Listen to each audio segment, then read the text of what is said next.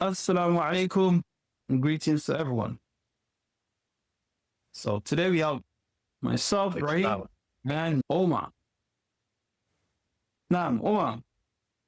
So obviously the common question where people always bring it up is why are most men broke? Yeah, and I think it'll be interesting, inshallah, to discuss about this and shed more light That's the microphone. on this. That's the microphone, by the way. Where's your mic? Oh, Mike is here actually. Yo, just so. All right. That's better now. Oh, you can tell the difference, yeah? Huge difference. Ah, mashallah. Now you sound like a real host. Mashallah. Yeah. So what's the question? Why are most men broke? Now, yeah, what do you think is the reason why most men are broke? Reason that most men are broke. I would say after the tawfiq of Allah subhanahu wa ta'ala, because everything comes from the tawfiq of Allah subhanahu wa ta'ala. And we believe as Muslims, everything starts right there. That's right. I would say second to that is the lack of having a plan. The lack of having a plan.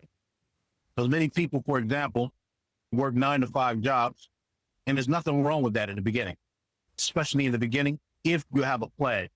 One thing people have to understand is that, especially here in America, that 9 to 5 job is only made to keep you out of the food stamp line. It's to keep you away from having to request benefits, etc. It's to keep you from being evicted from your home. Yeah. It's to take care of the basic necessities. It's not made to get rich off. That's not the purpose of it. Even though people do, people work their way up in companies sometimes, and the company ends up exiting. You've heard stories of this before, even in the UK. Yeah. You've heard similar stories. But generally speaking, people focus on working at 9 to 5 until 30, 40 years go by, and they never put forth a plan. And they may have relied on a 401k. And in some situations here in the U.S., those pensions were spent, unfortunately. People have known this 20, 30 years. The government is not in position to take care of these baby boomers, the elderly, or people that didn't necessarily put forth a plan as they should have. As leaders of a family, you need to focus on putting forth a plan for your family. One of the main reasons for divorce is financial issues. Not just in America. I would say not just in America, but everywhere around the world, especially in the West. This is the main reason for divorce. So if you know that the main reason, if you understand that, that's where most of your attention needs to be put, or a large portion of it. After the deed of Allah subhanahu wa ta'ala, we know it's a great honor to leave the home to take care of your family. And the Prophet sallallahu alaihi wasallam mentioned that a person that leaves his family in order to seek risk for his family, he's like a mujahid. He's like the mujahid fi sabilillah. So if we understand that, we know that it's a great honor to leave the house, number one, to take care of your family. And it's a great honor to put together some sort of plan for the future. You can create that cushion, put together some systems that will benefit your family in the long run versus looking at short term, looking years out. That's what we as men have to learn to do. We have to have that vision where we're looking years in advance, 10 years, 20 years, inshallah, what I want my family to be. And I think this is one of the main reasons people go broke. Or people are broke in the long run, to answer your question, a lack of planning. And a lack of, number two, I would say, the person, tawfiq, having the tawfiq in the heart, right? Yeah, that's right. You gotta have the tawfiq. Tawfiq is from Allah with everything. Number two, a lack of planning. And number three, a lack of understanding how to build wealth, for example, in the first place, or lack of financial literacy. So those are some of the reasons. We can expound on those things. Yeah, you're right, because you did touch on quite a lot of things. And this area here, I feel, and from my experience, is an area that most people don't really understand much or are not educated especially the financial literacy side of things. A lot of people are not educated around that area because why most men are broke, a lot of time, just like you said, the 9 to 5 work, right? By default, most of us are programmed to work, make money, and spend. 100%. Right? And that's what most people do. I think If you give a child money, what's the first thing they're going to do? They're going to want to spend it without teaching them any financial literacy or advising them on how best to use this money. My kids, when I give them money, they want to go and spend it on things. they're going to go spend it. And that's how we've been programmed. We see things we want. You don't have the money. The moment you get the money, you want to go and spend it. And this system, that's how we've grown up. So the only difference here is now you're working and you're making more money. But the same habits that you had as a child is still there. And this is where you find, I'll say 95% of the people, they work, they make money, and they spend it. I know people, as a matter of fact, I have people within my network that do 9 to 5, right? And they make good money. Some of them make about almost 20 grand a month doing this. But they have this bad spending habit. They don't take drugs. Stop. They don't do women. They don't do haram stuff. And you always ask yourself, what do they spend their money on? They don't save either, especially one particular one of them. And I've studied this person for the past 10 years. 10 years ago, this person was earning about 6 grand in a month. And I remember that time I used to tell this person, you need to save money. You need to always have an emergency fund. You need to save money. Don't spend all your salary. They didn't want to listen, right? 10 years after, at this point, this person now is making about 20 grand a month and the same old habit. Same habits. The only difference is his salary is increased.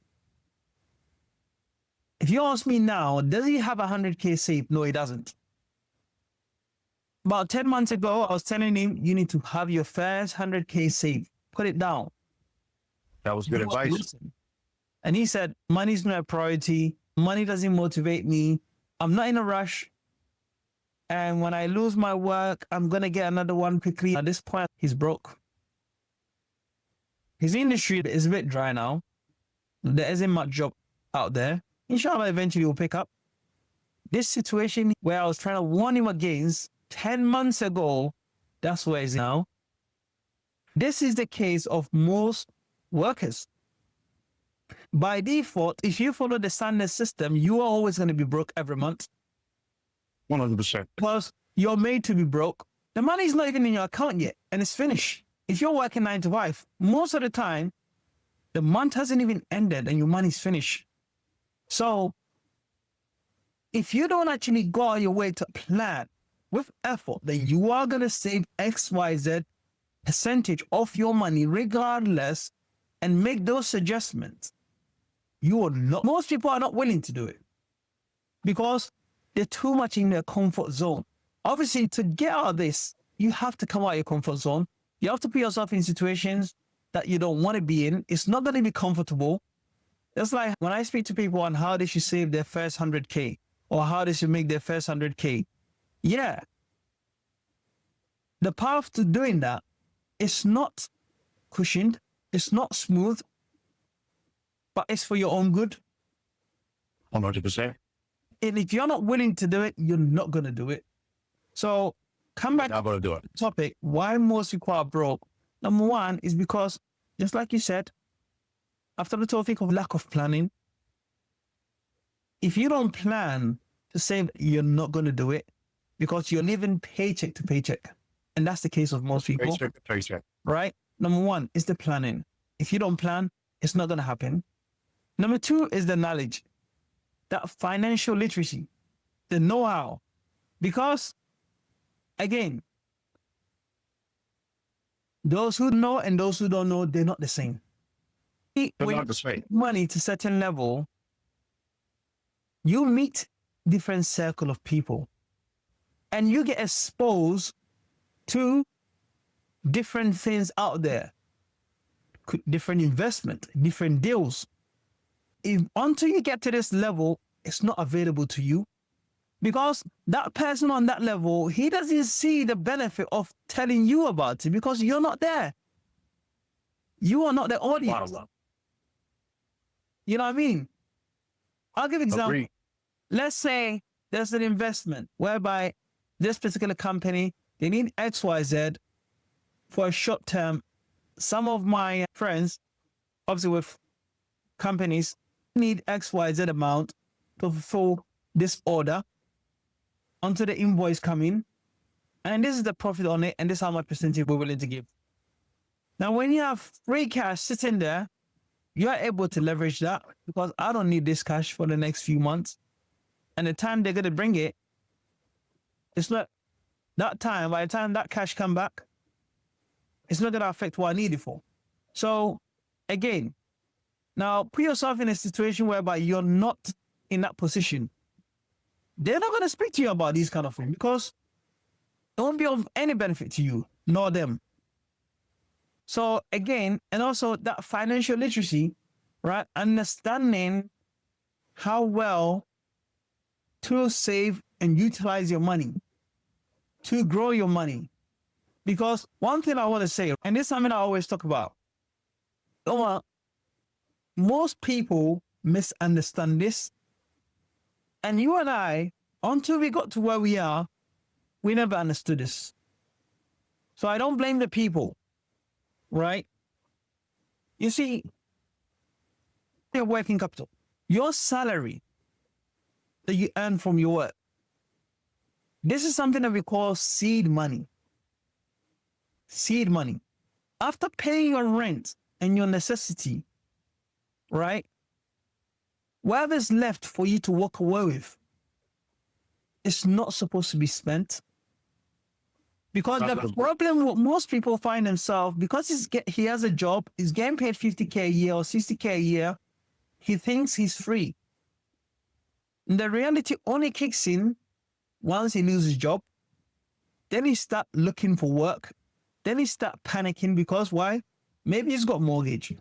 Maybe he's got some other things he's paying for, right? Even though, of course, we don't promote mortgage, right? But whatever he's gotten himself involved in, that he's paying monthly for, right? Now he start panicking. How I'm going to pay this, right? How I'm going to pay this. And some even go as far as start borrowing money, taking loans. They were comfortable and did not plan ahead. They were spending that seed money that was coming every month. But that seed money, right? After paying your expenses, your necessities, whatever is left for you to walk away with, instead of going on holiday and doing other things, your first priority should be trying to replace that income. Your salary, your first priority is trying to replace that. And that can be done in a number of ways. The first priority is trying to replace that so that tomorrow when that job is not there, you're not in that state. You don't find yourself in a position of panic, trying to look for anything and doing all sort of things out of desperation. You are at ease. Now, I believe people should put themselves in a position whereby they work because they want to, not because they have to. And this itself, honestly, it puts you in a more of a better situation in terms of health, marriage, relationship, a number of things. So this is what it is, and this is what I believe, and from my understanding, if a person doesn't have that why, brain, that why they need to save, or why they need to learn financial literacy and learn what they should do with capital, learn how to put it into systems. If they don't have that why, they will never do it. This is why, especially, it goes right back to being men or trying to be men. Because many of us, unfortunately, we're just males. We're just males. We're not Rijal, unfortunately, in this day and age. We're striving to be Rijal. Alhamdulillah. Alhamdulillah. Allah blesses the men from amongst them, me. The reality is that if you don't have a why, the reason, a strong reason of a why you won't do it, man, you will be complacent and you make all sorts of excuses in your life until you get spanked, you get put on your back, something happens to you, you say, whoa, I should have taken that advice. Something that wakes you up and gives you that why you need to do it, why you need to learn skill, why you need to learn how to save money, to have a pot of cash waiting for opportunities to arrive. So having that why is crucial. Otherwise, that person will remain stagnant and could remain stagnant for the rest of their lives. Working, as you said, because they have to and not because they want to, not because they enjoy doing what they do. In this country, 60, 70 years old, people are still working. You can see somebody 80 years old walking around in the supermarket in America. They have to work. They have to to take work. care of their expenses. It makes me feel bad. And you know who I feel sorry for the most? Tradesmen. Yeah, Yeah, 100%. tradesmen. I'll tell you why. Because if you're a plumber, a truck driver, name it, right? Your job requires you to be there. It's a physical job. 100%. You need to be there to earn. And if you're not there, you can't earn, right? Now, it's different from someone whose work is more of a brain work, whereby they sit behind a laptop or the computer, where they can work from home. I'll give you a scenario. Say the tradesman, for whatever reason, right, I'll protect them. They become sick tomorrow and they will end up in a wheelchair. And you're a plumber, for example, or truck driver. That's it. You won't be able to go to work again. You can't earn. You can't earn. You're done.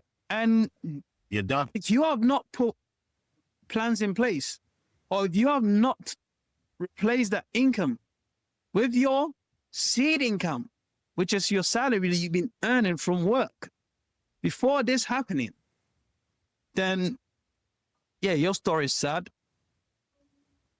100%. On the other hand, someone, let's say, who works from home, their work is more of a brain work. If they end up in a wheelchair, they can still work because they can still sit behind a laptop.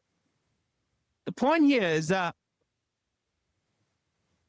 when we're earning, this is the time to really push ourselves to get ourselves in that situation. When you have good work, your first priority should be trying to replace that income. You put yourself in a situation whereby not only your work is giving you money, but you also have built a second income that is matching that work salary over time. And from that income, if you're going on holidays or buy cars, congratulations. But onto that, you shouldn't be putting yourself in a situation whereby you're living a different life of the same seed income and you have not replaced it. And then when you find yourself in a situation, you get made redundant or whatever reason. Because one thing I always say, it doesn't matter about your work or who you are in a company. You're just an employee. You're just a number. The company is what's important, because when the company start making redundant, it goes from who we need the most, right? The owner is the last person, because worst case scenario, he'll go back to how he started. Maybe just him. So they start getting rid of who we don't need. Then it goes down to who do we need the most? Who can take on 2 or 3 jobs? And if the financial situation of the company gets worse, then it ends up back to the owner. That means you also go. So you're just a number in any company, right? And it's very important. Replacing that income is key. And this is what most people fail to do. You might have a good job. Congratulations, you have a great job. But this is the beginning of the journey for you. It's an opportunity for you to build yourself, build your own path. It's a huge opportunity that many people miss. They don't realize that seed capital is the greatest opportunity. Let me tell you something, especially here in the UK, and I believe the US is the same, right? I see people They drive cars. You find a person, he earns 30, 40K a year. But yet the car he drives, right, is more than his salary, or half of his salary, or close to what he earns a year. So you're going to pay off this car for 40K, right? And your work is paying you 40K a year. I don't care if it's going to take 6 years to pay off this car. 6 years later, this person will not have 40K in his bank account. That car has devalued, and yet he doesn't have 40K in his bank account. This is a common thing you find a lot of people. They drive cars that they cannot afford to buy twice. If you know your monthly income cannot afford to buy this car, don't buy it. In a sense that when I say your monthly income, you should put yourself in a situation whereby, assuming a car is 10 grand, you're earning 10 grand a month. That if I buy this car today with this money, next month I'm getting that money. Or in the max 2 months, I'm getting that money. And if you can't do that, don't buy it. Cut your coat according to your size. The system what most people live, because it's easy to get finance, car on finance, we get fooled by that. Pay towards a finance car, but we don't want to pay towards saving money. Buy yourself a banger. $1 grand, $2 grand. In a big vehicle. It's not about trying to please people. Buy yourself a banger, and that money that you're supposed to put towards a finance car, save that same money. And you realize that in 5 or 6 years, you have that 40K sitting in your bank account. What can you do with it? When you have 40, 50K in your bank account, you open up a different circle. You get invited to different conversations. Because those 40, 50K conversations, you'll be in there too. But until then, you're not invited because it's no benefit to you. It's not a benefit to you, nor those circle. This is what it is, and this is one of the main problems. Why most men or why most people are broke is because they don't take the action to wanna get out of that situation. They don't make a plan. They don't plan. I'll give an example, Omar. Anybody. You give anybody 100K that's not expecting to receive 100K, they will not know how to spend it. You know what they're going to do? They're going to blow it in no time. If you haven't planned ahead of time how you're going to use this money when you get it, it's going to go in no time. 100K, $1 million. One thing I always say, everybody has an appetite for any amount. You ask somebody that hasn't seen 10K before, that hasn't had 10K in a bank account, if you get 100K now, what would you do? They'll be like, what? 100? That's too much. I don't know how I'm going to spend it. They're going to tell you, oh, I'll do this, I'll do that. Give it to them. Let it be a reality. That money is going to go in no time because you know what's going to happen? They're going to say, oh, you know what? That car is 30 grand. I can afford it. Let me buy it. That's 70 grand left. I've always wanted to go to this country with my friends. Book a holiday, 20 grand gone. That's 50 grand left. You forget that you used to spend 2 to 3 grand and you didn't know how you're going to spend 100 grand. Now you have 100 grand. It's different. The mindset change. Your spending appetite changes and that money goes in no time. On the other hand, give that money to someone that's planned ahead of time. When they get 100K, how they're really going to utilize it to make sure they don't lose that money and make more from that money. They plan ahead of time and they stick to the plan. That person, they make it. So again, until you plan, you're always going to be broke. Because the system that's been created is created for you to always be broke. So until you plan and you put that plan to action with dedication, you're always going to be broke. 100%. And until you educate yourself financially, you're not going to know how to plan. You're going to save money, 40, 50 grand over time, but you're going to keep that money in your bank account. Another person who is well educated financially, they'll be saving 40, 50 grand, but you know what they're going to be doing? They're not going to keep it in the bank. They're going to put it in other places whereby as they're saving, that money is also growing. That's right. So they're going to make it grow. So they're able to get to that target. If they're trying to save 100K, they're able to get there faster than you. Much faster. There's no comparison. Much faster. If a person is dealing with 50K, and this is the beauty of dealing, this is why, like you said, it's a huge opportunity. To be able to be in a situation where you have a job in the first place, you should see it as some sort of opportunity. And as Ibrahim mentioned, we need to get to a stage where we're focusing on keeping our expenses low so you can have more seed money to plant trees. That's right. And the key is that people start eating from the tree, the fruits that grow on that tree.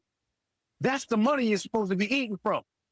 This is where you're supposed to be getting your liabilities, such as your fancy cars, your vacations, new gifts you want to get from your wife, whatever it may be, things that don't have no real value. That's things right. that don't produce income. Anything that does not produce income, it's a liability. It's a liability. Even the house that people are living in, even the house that people have bought for $100,000, $200,000, You live in? $300,000 house, you're living in it. It's a not liability. creating any income for you. It's a liability. Yeah. Because it's taking money from you. So anyone that thinks their house is an asset, they're absolutely, they're crazy. I know. They're absolutely crazy. Because doing things, thinking that your house, just getting the house, thinking it's going to go up in value or stuff like this, that's not planning. That's gambling. That's The reality is this. Alhamdulillah, we need to be more conscious of these things we mentioned. I think we have to bring it to a close, inshallah.